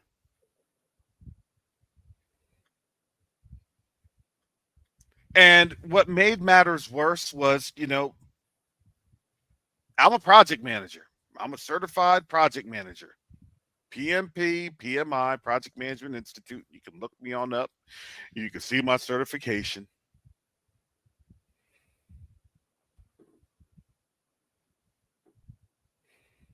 I'm a NISA scholar, Near East South Asian scholar. I'm a Van Diemen scholar. It's a, what is it, military intelligence scholar. So in all these things I did, I've done presentations, whether standing in front of people or doing it online or doing something every day. I've done that. And I know for a presentation, you have to have a flow. You have to hit your talking points. You have to narrate those talking points, and you have to paint the picture of why this will bring success now and in the future. What is its enduring capability? And I was really embarrassed regarding what I had seen, because I know that we always beat ourselves up regarding excellency. Mm-hmm. Sister Shar and I are right now. We're always in the background, behind the scenes. She's dropping her do outs. She's asking, "Well, what about this?" And I have my presentation that she demand I start over from scratch, and I understand. I understand now. Now I saw that one. Oh no. Let me get this thing over with a fine tooth comb. Let me make sure that this thing flows together. And that's why, because it's not that we don't just owe it to you. We owe it to ourselves to promote the Most High's image of excellency. That part. Because why? Because he's given us the tools and the capabilities to teach in a workshop, and this workshop will then create classes, and these classes will then create professionals that are able to perform in a neo-diplomatic situation. Yes.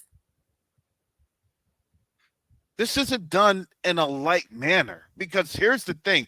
Every single one of us at Quest Unite Africa, whether you're an active volunteer, whether you're just a kind of a standoff participant, guess what? You're going to be challenged in these next couple of years to engage with our brothers and sisters on the continent. Yep. You're going to be challenged. Oh, yeah, you believe in the second Exodus? Well, then where are you going to? You ain't going to the Caribbean? Or are you going to go to the continent? I'm anticipating, based on the Most High's word, that a majority of us are going to go to the continent. What does that mean? Well, guess what? You're going to have to communicate with your brothers and sisters. Mm-hmm. You're going to have to communicate your needs. You're going to have to communicate your frustrations. You're going to have to communicate your expectations. There's a level of communication, and that communication just isn't done in a verbal format. It has to be graphically, visually represented. And it always has to be done in a manner of love, right? I'm going to love you as I love myself, because it's a win for you and a win for me, and that win that carries on out. That's Ubuntu. I am because we are. It's a collectiveness. We have to collectively build together as we get back to the continent. And how do we do that? We're not going to just be staring at each other. I'm communicating through visual eye osmosis by staring you in the eye. And that's not going to happen.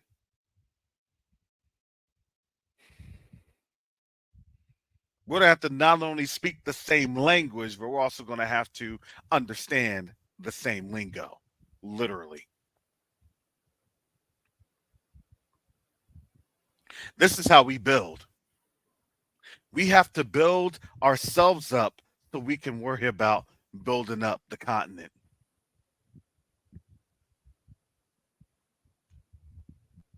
So, family, I invite you all to come on out. It's going to be a great time. I would say, please purchase your tickets in advance, early, because we only have limited seating. Yes, and the early bird expires in 2 days. In 2 days. And then the ticket price does go up. There is a limited seating.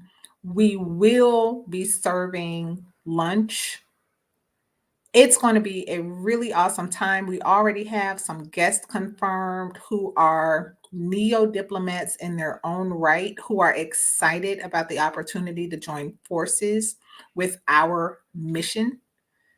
And we even have when I tell you what this positioning has been about, we didn't come into this knowing.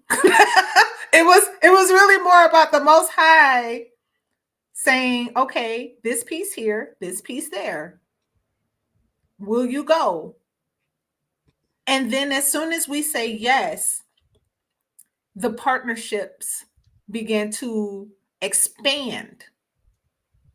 And the bigger picture of how the stone cut out of the mountain without hands is being formed by Yah, according to our love for him and our love for his people. For our people. He has all of the blueprint. We don't know. We just take the next step. We're out here. Look, Brother Walter, he said, all right, kiddos, here's how you walk on water. But it looks scary.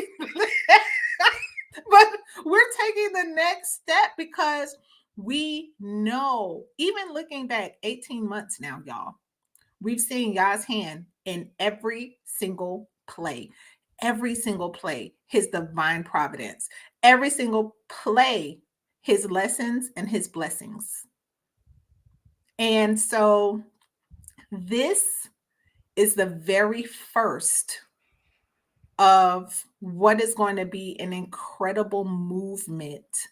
And by joining us live, you will be the inaugural class of the art of diplomacy and our neo-diplomacy mission through business, relationship building through business, through international business.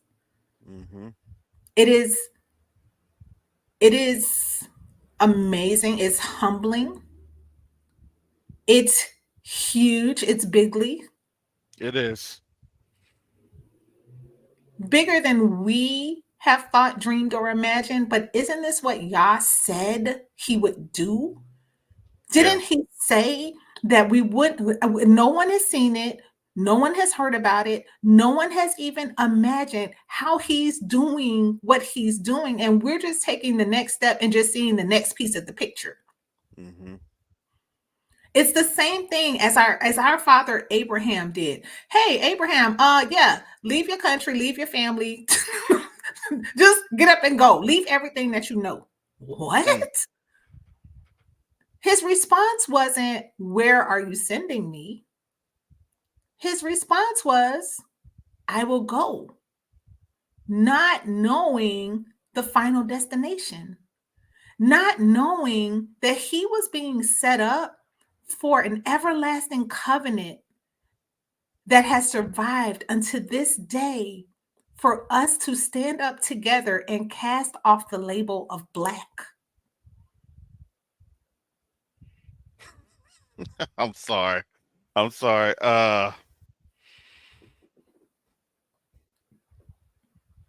don't know if folks are familiar with the movie CB4. That was like one of Chris Rock's early movie. There's a character in there, and they were a rap group. It was like an NWA parody, and one of the songs that they had was "I'm black, y'all, 'cause I'm black, y'all, 'cause I'm blacker than black, 'cause I'm black, y'all."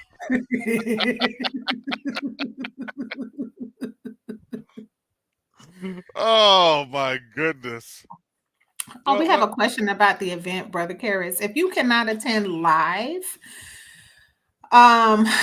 what we will be doing, and we're not exactly sure how soon, there will be opportunities opened up to the business owner, to the marketplace community for access to these trainings. So that is something that's on that is on the horizon, but it will be for marketplace partners, business owners. So anyone who cannot attend live, we will open it up to business owners.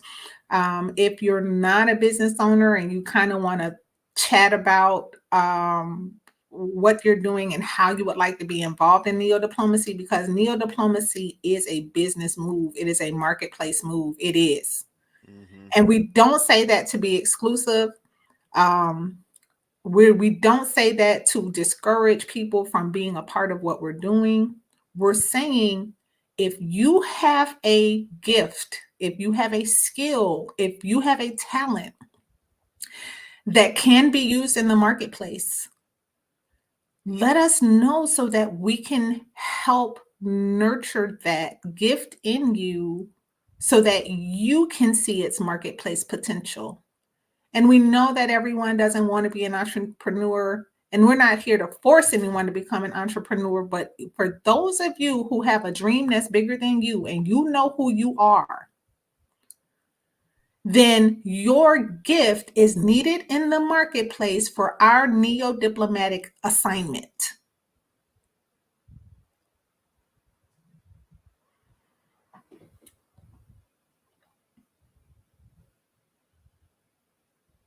Absolutely. So, Brother Karis, you want to close us out? Me and Brother Walt, we already kind of tag teamed on you. Yeah. Yeah. Thank you. Thank you again. Thank you again, family, for you all supporting the Quest 2 Night Africa Fridays, these family discussions. You know, we ain't black either. we ain't. We ain't. We are not. No, no. Yeah, but you know, the reality is we're beginning to reclaim our title, we're beginning to reclaim our heritage, and we're going to be reclaiming our legacy. And that legacy is going to be positioned to us. The question is, are we going to be ready? Please help us support, or please support Quest Unite Africa as we are getting ready. Because we can only do things as a community. As a community. I know that's different. It's a different understanding to do things as a community when we've been so highly discouraged to not work with one another. We're literally having to reprogram our brains and trusting one another and moving with one another. And I'm not saying what I'm saying to discourage or dehumanize anyone, but I say what I say because we have to be able to recognize all of our flaws that they try to place on us. If we don't recognize our flaws, recognizing your flaws is an act of humility. And it becomes very humbling to realize the mistakes.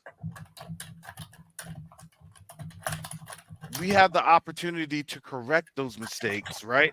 It's all right. Repentance. We want recompense, but we need to have repentance first so we can turn away from what had kept us in this captivity. And when you turn, you're doing what? You're walking in a new path. And as a people, we have to learn how to walk in this new path together. It's not my success.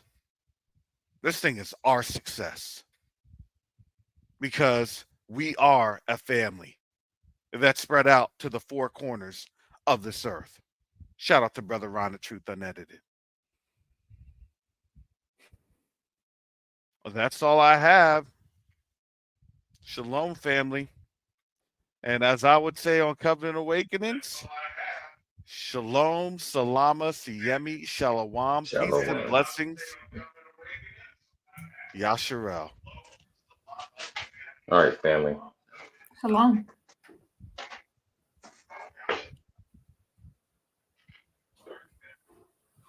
Tuna wageni watatu, Mheshimiwa Sebastian Kapufi mbunge, ambao ni wadau wa maendeleo kutoka Marekani. Wadau wa maendeleo kutoka Marekani. Karibuni sana.